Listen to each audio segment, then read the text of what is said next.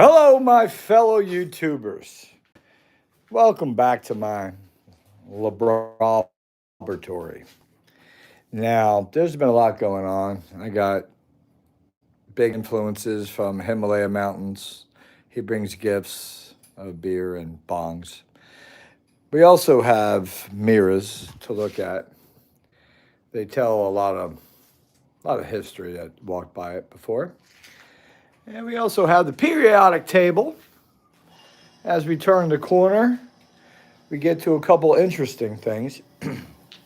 Is have a pair of bottles here which are dielectric, and these bottles on the dielectric charter are pretty good. They're up there, and these are wrapped around copper wire that has the first live broadcast of this year, and then this is also going to be the last broadcast live of this year because we're about to enter into a new year.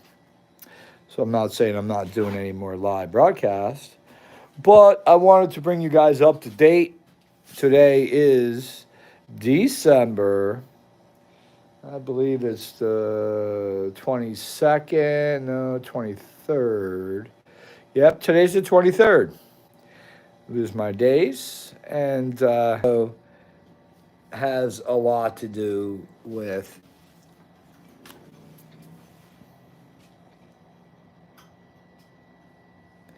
taking the periodic table, putting in place of what number this material is here. And this is 100%, well, this is 96.6% iron.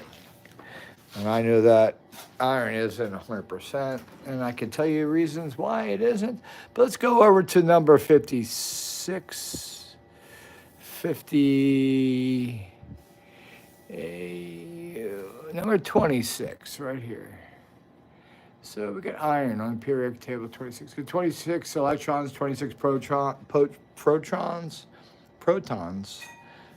26 neutrons. And can anybody out there tell me why does a neutron even show up if it really doesn't have a job? This is just a question.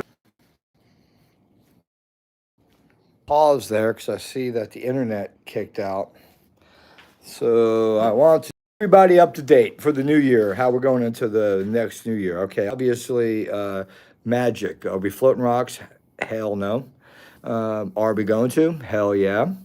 How we do it, I think it's more about the lessons on nature and nature's little outlets on how it allows us to penetrate, touch, feel, even be interested, inquisitive, or also be intrigued by something that nature provides. And it's around us. We all see it, we all feel it, there's no denial in it. You can't say it's good, bad, cold.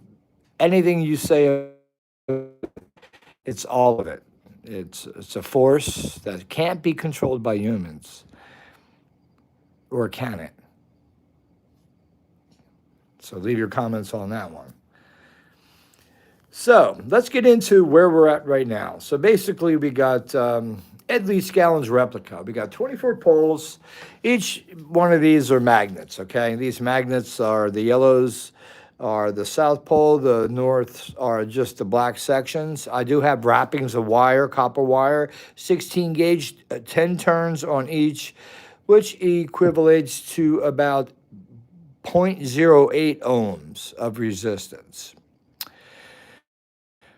I realized that 0.08 ohms of resistance is a good point to be if you're dealing with 12 volts. And you can actually connect 12 volts to that and make the magnet stronger if you wanted to do that, okay?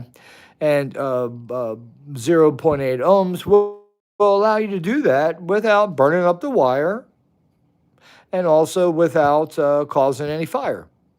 So you built up enough resistance in the amount of wire, first of all, to be able to handle a 12-volt battery going into it. Secondly, let's go into a couple other things. Here's my connections. The connections on this wire, the interesting thing becomes the enemy, and money, if it's not available in your life, becomes the enemy as well. But if money's not an issue, time is, and seems to be time is what we all have in common, is we don't have enough time to do things. So, in regards to this build here of a replica of Ed Leeds Gallon, which has a lot of type of mystery build I received from Ed Leeds Gallon's first admirer, which was a friend of mine, and that book I think was printed 1985, and that one here's the front cover. And the front cover is Coral Castle. And you can see here, this is a colored print.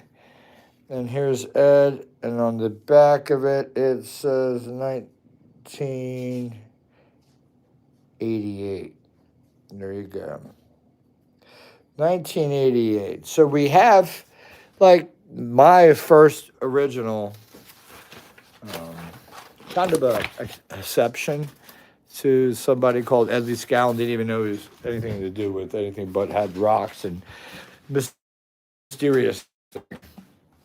So I need, this is a 12-sided, 12-pointed, all end. So anytime there's movement in the atmosphere in this layout of coil, which is going to be this center thing that I already started to build the casing for it, is going to be a 12-sided tesseract. It's the main thing that we're dealing with is we're working with the energy that's trapped within the iron. Okay, guys. So don't think I'm trying to use basic logic. I am using basic logic, the troubadours, the whole 9 yards, everything you need to know about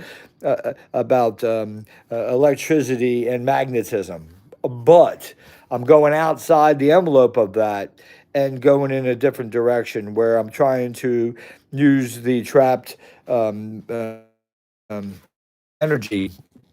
that it takes to create steel and iron, okay, and its transformation of energy. And I've noticed in all my experiments that the copper had its role.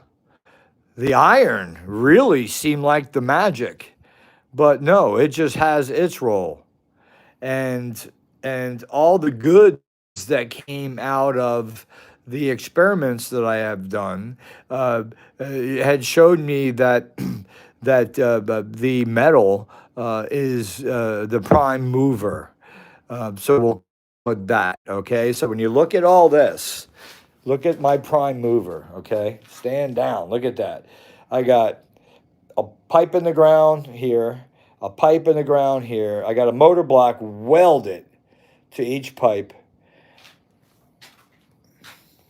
I don't know what just happened. I got a lot of magnets here, but all of a sudden my stuff just turned around on me. I want to say hi to everybody. Happy holiday.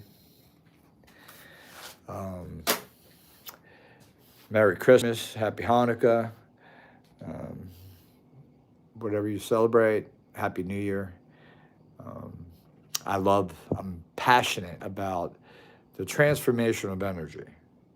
And Ed Leeds Gallon is like a rabbit hole for me because it actually brought me into learning something other than dealing with daily BS of life.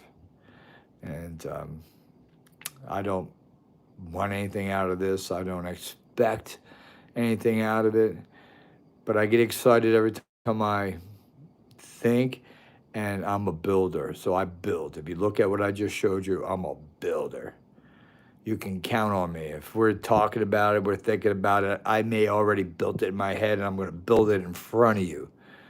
So if you want to be my friend, you get on the internet here and just start talking to me because I can make things happen, especially if you got ideas. So let me flip this script around. I don't even know how it worked like this because it hopefully is a better, clear camera because I got the new iPhone. Here we go. I'm flipping back. So now we get into the center of this casing for will have 12 sides. Now let's break down the 12 sides.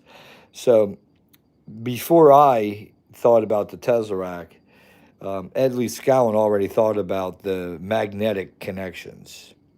So here is a bolt that runs through this magnet here down um, all five. Okay, so that bolt I have on an angle, and so does Ed. Just not touching, isolated, but comes down. Okay, because we know when it comes to magnetism, um, you're not going to isolate magnetism, but you can direct it. So with that being said, Ed has four bolts in his. Here's one. Here is two. Here is three. And here is four. And if you look at what we have here, we have a 2-to-1 ratio.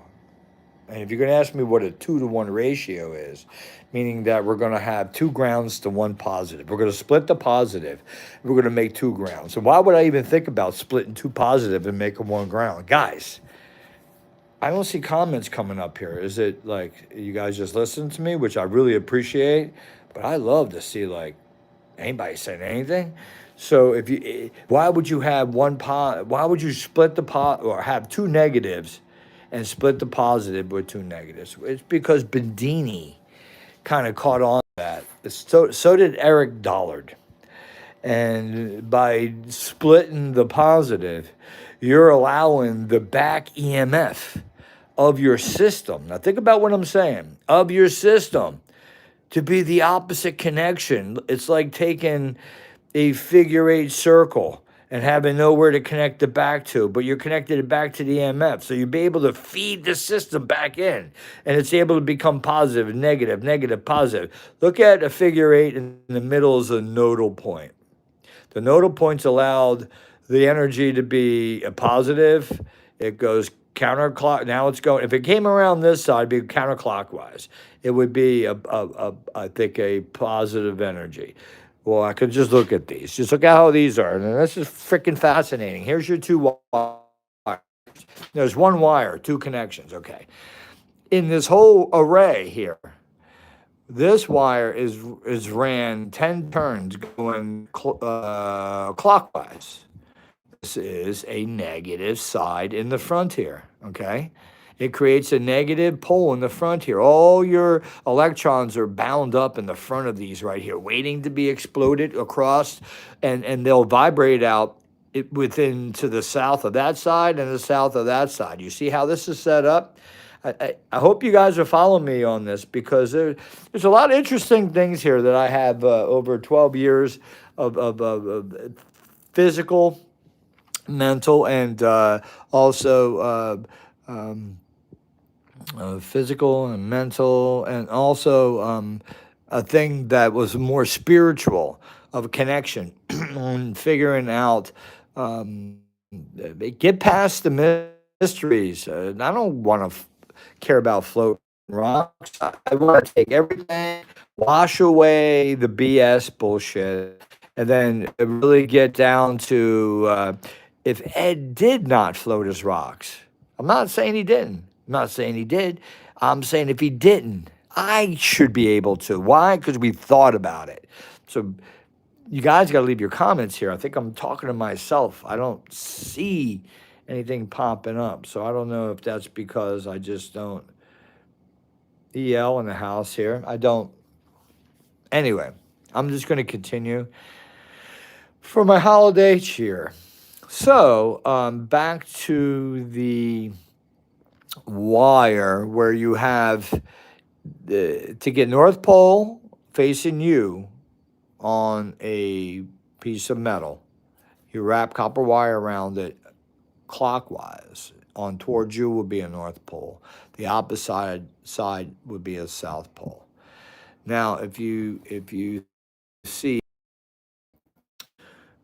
with the North in the middle, you get the North, right?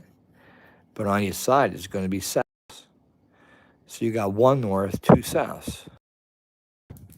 If you go here, just one click, not a full cycle, which would be all of these around. But if you go one click out of the 24, you'll have here a positive in the middle and then two negatives. Out of the experiences I had learned on dealing with magnetism and directional magnetism and strengths and directional magnetism and strengths between pulling and pushing. The best thing that I have learned in pushing, the best thing that I have learned is that the magnets here, when I put a positive in place on the start of this run, which is right my start and my end. This is my start, and I wind clockwise, and then I go counterclockwise, clockwise, all the way around to the very end. And then here's my connection to the ground of the whole body itself. So the interesting thing here is I don't really have to connect a wire to this ground.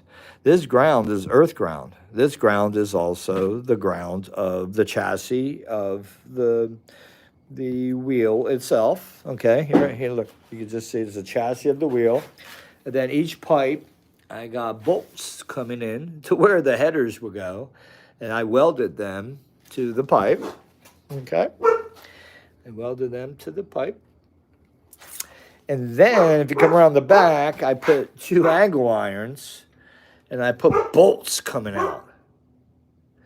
Now,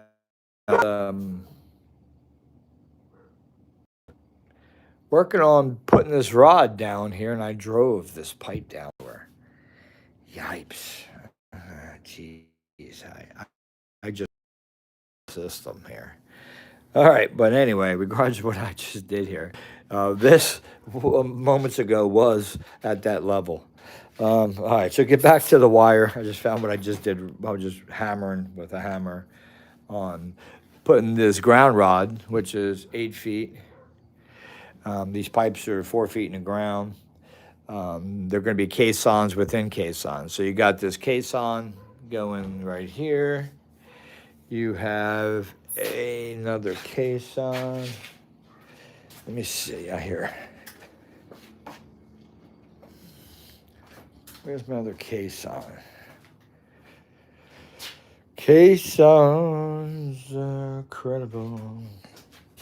So you got, yeah, here's the caissons in here. So this is a caisson within a caisson. And then you have a aluminum caisson goes down inside the tube that you have here. Okay. Which creates a dielectric, but that's not the dielectric we're looking for. If you think about aluminum, copper, and iron, the aluminum and the copper's conductivity is rated, and copper obviously is rated higher than aluminum, but there's a difference between aluminum and copper when it comes to electrostatics. So we're going to move along into the realm of here's your electric, here's your magnets, okay? We're going to take your magnetism and we're going to move it through the iron. And when we move it through the iron, all of a sudden through where? Through glass bottles. Which the reason I was driving this down, which I somehow now I screwed up. I broke the welds over here. Look at that, separated. All right, but Jesus, you know what? That whole block is holding up on my 2 welds on that end. Good stuff. Somehow I got to pull this pipe back up and get that back up. Yeah. This is a lot of work. I don't know how Ed did it, but it's a lot of work. So back to what I'm doing. This here is a glass bottle with iron, okay? The iron does have a little shielding on it. I do have it all separated. And this is 8 ohms as well. Okay.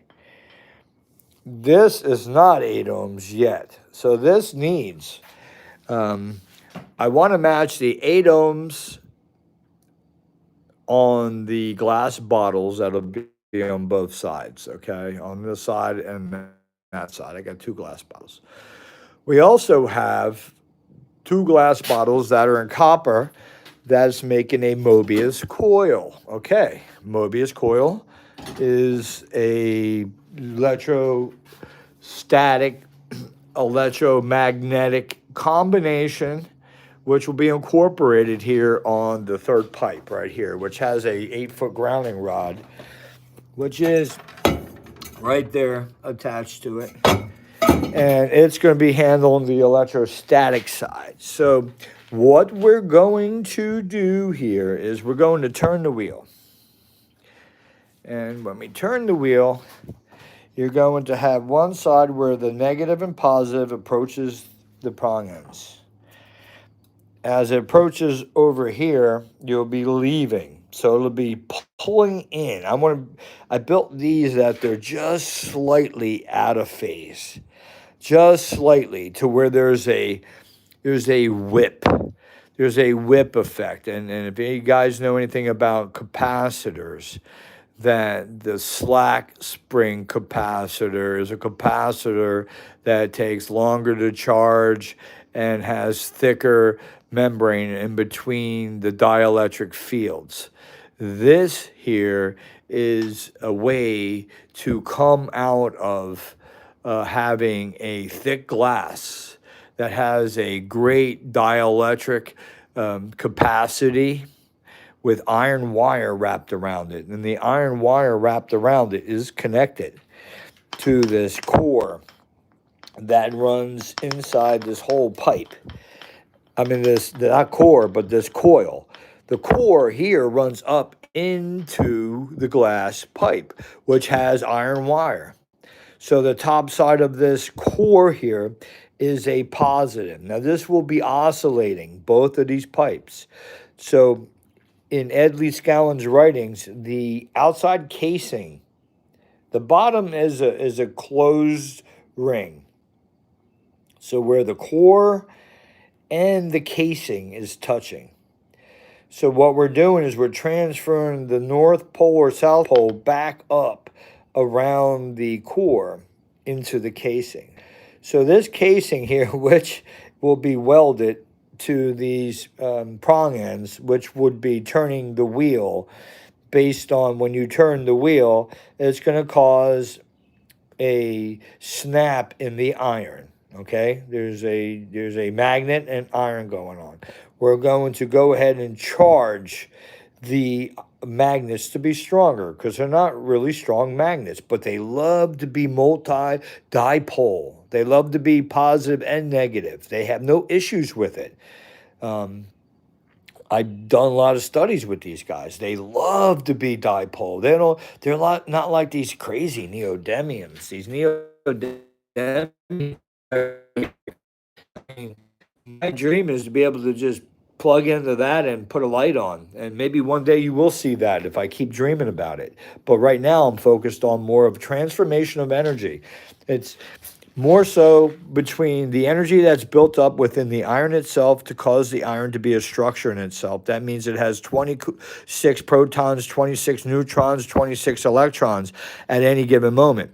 So if you oscillate both sides of this wheel here, boom, boom, boom. So when you have a high end of a positive and a low end of a negative and a high end down bottom, you're going to have an oscillator. So I'm building an oscillator.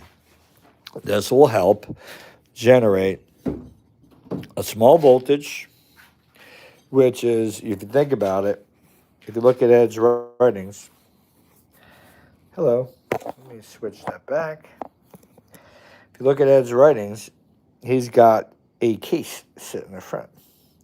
So in order for us to make any electricity out of this, we have to have something where the magnets of strong strength go by a metal casing, because I talked about the metal, how important it is, it moves. And then in here we have high voltage side and a low voltage side.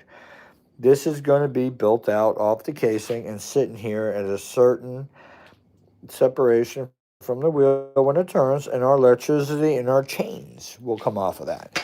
Now, if you think about what is Ed doing with the chains, and he does have the capacitor sitting here with the chains near it, because what he's doing, he's moving magnetism.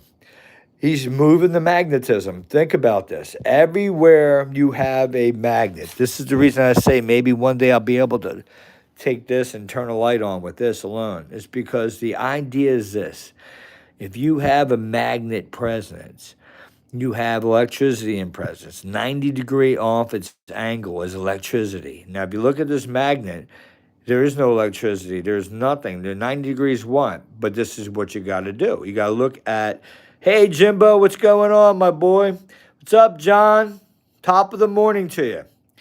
So if you look at if this was a North Pole and this was a South Pole, you got to use that as a basis. There's your separation. There's your two sides that want to smash each other, come in each other. They want to have sex, whatever they want to do. They want to get at each other. And a 90 degrees off of that is where your electricity is. So in a magnet in itself, there's no electricity, just magnetism. So it's able to take itself and stick it to something that's ferrous. And with iron, the best thing about iron is it's permeable. You can't hurt it. You can't do nothing to it. And yes, in liquids and acids, it will deteriorate, like Lee Scallon says, with iron in acids, in a battery. But you don't need to go there right now. You stay here on the transfer of energies and you figure out, okay, if I'm in my garage and I'm going to sit there, and whether you build a big colossal like this for the depths, you're oscillating. As soon as you turn this wheel, you're getting both sides is going to be a higher low. So like I said, here's your negative hitting this side. So this capacitor, well, not it's going to be dualies. It's going to be dualies, guys. So this iron capacitor is doing one thing. It's putting it's putting a strong magnetic field into the glass. Now, glass won't take electricity from a magnetic field. So what do you do? How do you come around this? Same thing with the magnet I just said. Well, you have another bottle next to it that's single by itself, that's copper. And that copper needs to oscillate out of frequency. When that oscillation happens, you'll get electrostatics. And now you have electrostatics. What do they do when they come across a iron field? They jump across.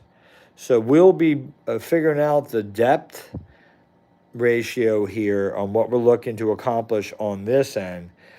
And we're going to be balancing between electrostatics, high voltage, off a buzz coil, by the way, which he had. What's up? Vinny. What's up, John? Jimbo in the house. And you have your two coils here. Very important. Very important. So these are major things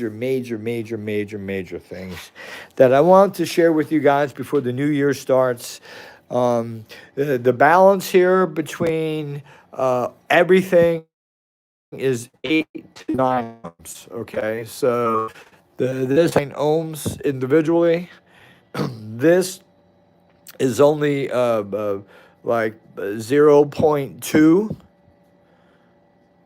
If that. So I got to increase this wire to be wrapped again.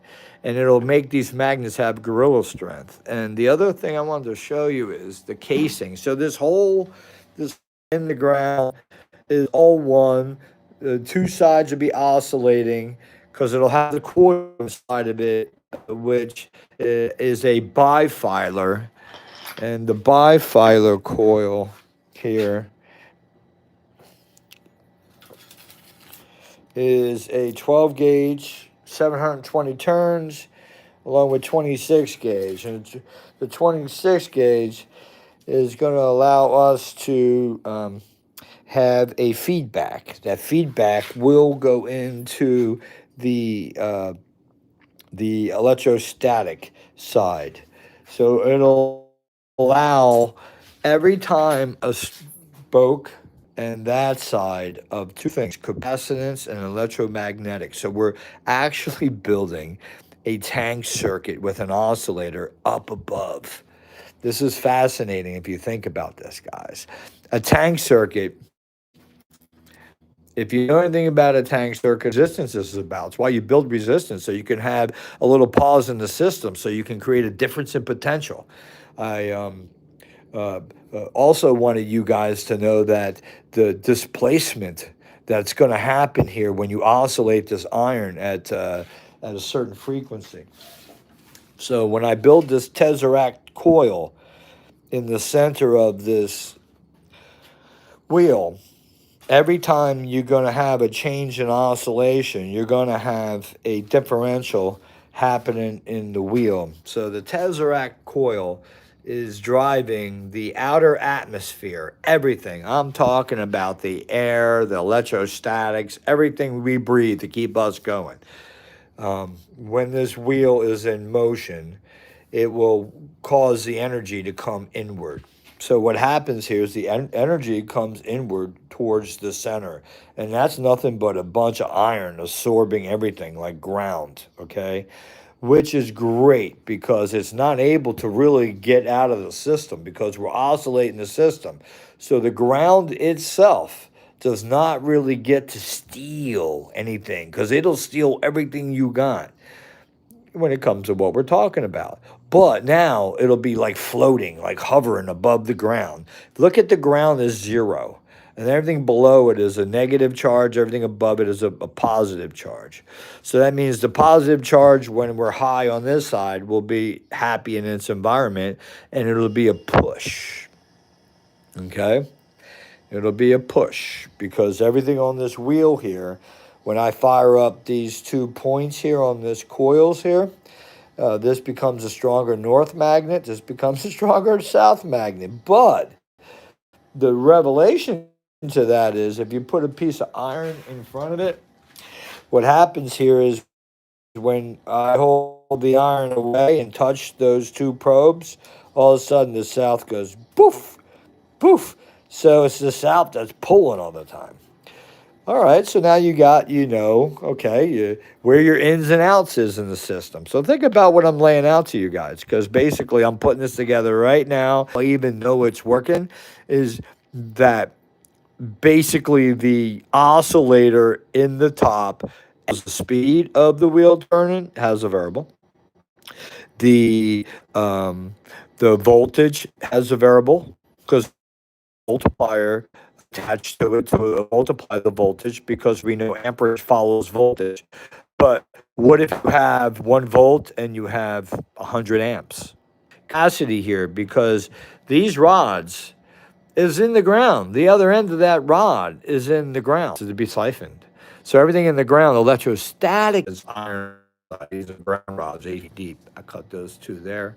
I got another one there. These coils here will be the coils that sit in front of the PMH, all right? So if you think about what's happening here is the top part of this core here where I'll have this will be 1 pole along as the top part of this. Inside the jar, it's going to be like a cool ass wave. But these are getting fired here, which is moving the wheel. It's taking that energy, throwing it back up into the iron around the electrostatic. But that's all I want to say. Merry Christmas, Happy Hanukkah, Happy Holidays, Happy New Year. Next video I'll put out is after the New Year's. I got a lot of alterations to do here. I just almost sunk my damn wheel by pounding one side down.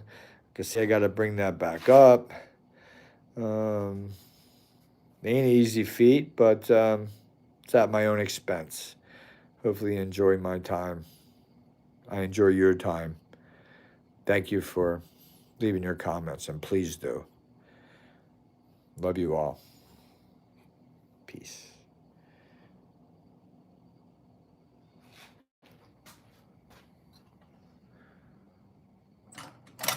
Uncle Sam still wants his money. Old toy of mine. Bye-bye.